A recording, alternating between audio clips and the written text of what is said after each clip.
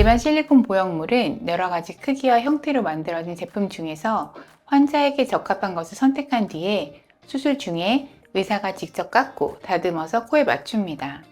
반면 3D 맞춤 보형물은 수술 전에 환자의 CT 데이터를 분석해서 환자의 코, 뼈의 폭, 굴곡, 좌우 비대칭을 반영해서 미리 설계하고 제작하는 방식입니다. 즉 일반 보형물은 수술 중에 맞추고 3D 보형물은 수술 전에 미리 맞춘다, 이렇게 이해하시면 가장 쉽습니다.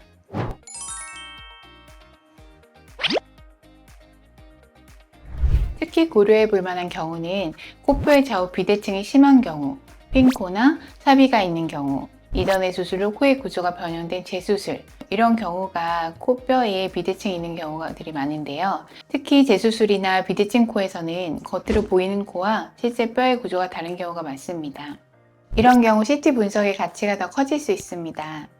다만 여기서도 중요한 점은 CT가 수술을 대신해 주는 것은 아니라는 것입니다. CT는 지도이고 실제 수술하는 것은 의사입니다. 저는 이 관계가 가장 중요하다고 생각합니다.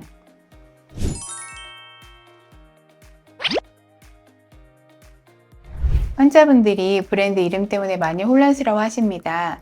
하지만 환자 입장에서는 어느 브랜드가 무조건 최고인가 보다 내 수술 계획을 얼마나 잘 반영할 수 있는가를 보는 것이 더 중요합니다. 큰 틀에서는 환자의 CT 또는 3D 데이터를 이용해 개인의 코 구조에 맞게 설계한다는 공통점이 있습니다. 여기서 제일 중요한 것은 제품 이름 자체보다 의사가 어떤 코를 만들려고 하는지, 그리고 그 계획을 보형물 설계에 얼마나 정확히 반영하는지입니다. 수술 결과를 좋게 하기 위해서는 의사의 미감, 기술, 노하우 등이 필요하기 때문입니다.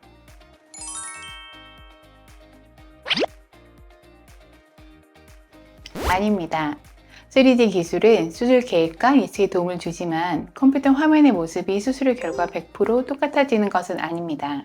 사람의 코는 뼈와 보형물로만 이루어진 것이 아니고 피부 두께도 다르고 연골 탄성도 다르고 붓기가 빠지는 속도와 흉살 반응도 다 사람마다 다릅니다.